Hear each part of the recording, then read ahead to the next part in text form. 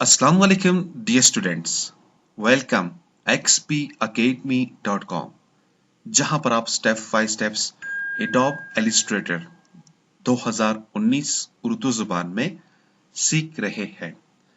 Dear students, adobe Illustrator के इस lesson के अंदर हम ट्रांसफॉर्म टूल्स को अगेन देखने जा रहे हैं।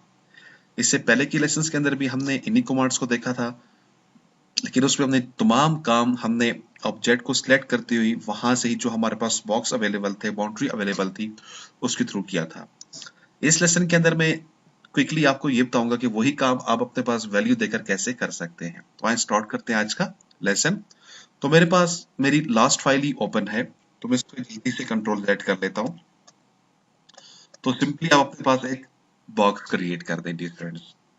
तो जब आप अपने पास बॉक्स बना देते हैं स्टूडेंट्स, आपके पास एक ट्रांसफॉर्म कंट्रोलर होता है, ठीक है।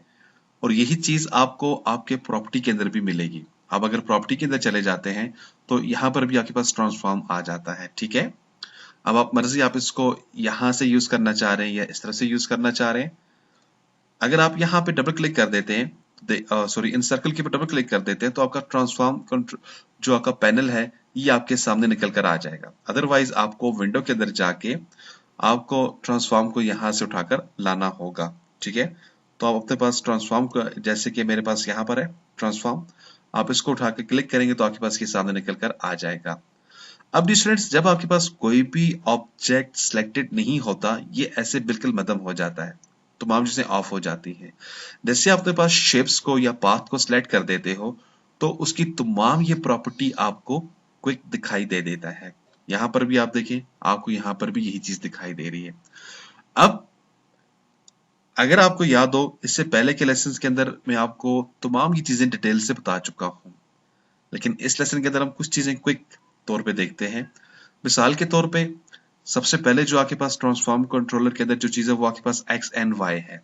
यही चीज अगर आप यहाँ पे देखें, आपके पास एक्स एंड वाई, यानी कि यही चीज आपके पास, ये जो चीज है वो यहाँ पर भी है, ठीक है।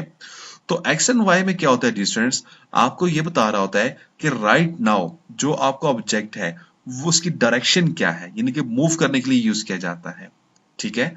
फर्स्ट करें, आप इसे कहते हैं कि ऐसा करो, इसे आप इसको 2 इंच के ऊपर ले जाओ। जैसे आप इसको 2 इंच टाइप करेंगे तो आपके पास देखिए इसने एक्स के ऊपर अपने आप को 2 इंच की तरफ मूव कर गया है। यानी कि यहाँ से आगे आपके ये जो मिड वाला एरिया है, ये मिड से वैल्यू काउंट करेगा। यानी कि ये जो मिड है, ये जो मिड है यहाँ से यहाँ तक आपके पास 2 इंच की वैल्यू बनेगी, ओके।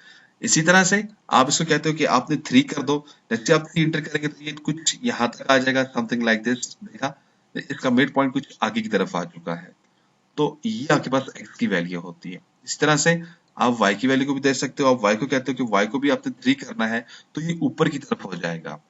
तो इस तरह से आप इसको x और y की तरफ, दोनों तरफ आप इसको मूव कर सकते हैं। और आप ये देखें, वही वैल्यू बिल्कुल आपके पास यहाँ पर भी दिखाई दे रही है, ठीक है। अगेन आई होप आप इसको समझ गए होंगे। मैं इसको मिडिल पे ले आता हूँ। इस तरह से सम टाइम आपको जो बॉक्स चाहिए होता है वो आपकी खास वैल्यू के मुताबिक आपको चाहिए होता है। आप कहते हैं जो इसकी x की वैल्यू है ये आपके पास 3 इंच हो जाए, तो जस्ट आप यहाँ पर 3 टाइप कर देंगे तो आपके पास ये 3 इंच x हो जाएगा। आप कहते हैं जो y की वैल्यू है, मिसाल के तौर पे ये आप कहते हो कि ये आपके पास ये भी 3 इंच हो जाए, यानी कि आपके पास विड्थ भी 3 है और हाइट आपके पास हो जाए 4 इंच हो जाए। जैसे आप इसे एंटर कर देते हैं तो ये आपके पास आपका y की वैल्यू या जो आपके पास हाइट है ये आपके पास 4 इंच की हो जाएगी। तो इस तरह से आप स्टूडेंट्स इसको वैल्यू दे सकते हैं। अब यही चीज आप यहाँ पर देखें, आपको वही वैल्यू आपको यहाँ पर भी दिखाई दे रही है।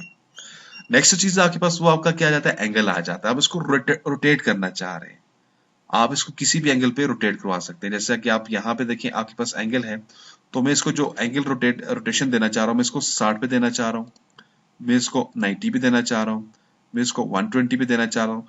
वट एवर जो भी आपकी रिक्वायरमेंट है उसके मुताबिक आप इसको रोटेट करवा सकते हैं, ठीक है। देन आपके पास फ्लिप की ऑप्शन आ जाती है। इसके लिए मैं जस्ट यहाँ पे डबल क्लिक करके इसकी एक साइड को मैं राउंडेड कन्वर्ट कर देता हूँ।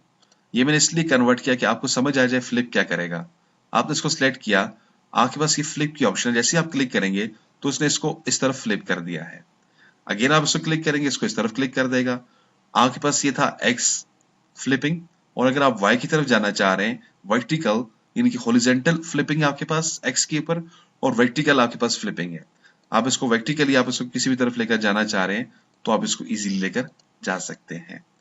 ठीक है डियर स्टूडेंट्स, इसी तरह से ही आपके पास यहाँ पर भी यही वैल्यू आ जाती है जो मैंने अभी आपको यहाँ पर बता दी है। लाइक दिस, अगर आप इसको इस तरह से रोटेट करवाना चाह रहे हैं, आप इसको सिंपली यहाँ से कोई वैल्यू देकर रोटेट करवाना चाह रहे हैं, मैं कहता हूँ नहीं, इसको आपने सिंपली 0 पे कर देना। ठीक है, और इसको भी आप 0 पे कर दो तो समथिंग लाइक दिस आपके पास ये कुछ इस तरह से बना हुआ आ जाएगा। ठीक है डिस्टेंट, तो ये आपके पास कुछ मेन यूज होने वाली वैल्यू थी। फिर इसी तरह से यहाँ पर आपके पास ये राउंड शेप आपको दिखाई देता है रेक्टेंगल के अंदर। अब इस राउंड शेप में क्या है कि आप जिस तरफ वैल्यू देंगे, मिसाल के तौर पे मैं ये चाहता हूं, इसको मैंने अगर मैं इसको यहाँ पे लॉक कर देता हूं तो इसका फायदा क्या होगा, जो आप वैल्यू यहाँ पे टाइप करेंगे वही वैल्यू चारों तरफ को अप्लाई हो जाएगी। जैसे ही मैंने इसको 1 टाइप किया तो ये वैल्यू चारों तरफ अप्लाई हो चुकी है। अगर इसके लॉक के ऊपर आप अनक्लिक कर देंगे, यानी कि ये लॉक को हटा देंगे, तो जिस तरफ जो वैल्यू देना चाहिए, यानी कि आपके पास ये जो है, इसको मैं 3 इंच मैंने इसको टाइप किया तो देखिए यहाँ से ये 3 इंच का इसने कर्व बना डाला है, तो इसका इफेक्ट इधर नहीं पड़ा। तो इस तरह से स्टूडेंट्स आप अपने पास ट्रांसफॉर्म कंट्रोलर को भी यूज करते हो। तो ये हमारे पास एक था, तो मैंने सोचा कि आपको ये मैं क्विकली बताता चलूं। तो हमारे पास ये इसकी प्रॉपर्टीज है। स्टिल इंशाल्लाह आइंदा आने वाले लेसन्स के अंदर हम इसकी कुछ मजीद प्रॉपर्टीज को डिस्कस करेंगे। तो डी स्टूडेंट्स याद रखिएगा, मैं बहुत ही धीमी स्पीड से, बहुत ही आहिस्ता आहिस्ता से आपको लेके जा रहा हूँ। तो रिक्वेस्ट मेरी यही है, जब तक आपका एक लेसन क्लियर ना हो तो उस वक्त तक आपने आगे नहीं जाना। तो स्टेप बाय स्टेप आपने प्रैक्टिस करनी है, इन तमाम चीज़ों को आपने समझना है। जब आप इनके तमाम बेसिक्स कवानीन, बेसिक हसूल समझ जाएं, फिर आप आगे की तरफ निकलेगा। तो नेक्स्ट लेसन तक के लिए मुझे इजाज़त दीजिएगा, अपनी दुआ मुझे याद रखिएगा। जी स्टूडेंट्स, मज़ीद मालूमात और अपडेट के लिए विजिट कीजिएगा हमारी वेबसाइट www.xpacademy.com।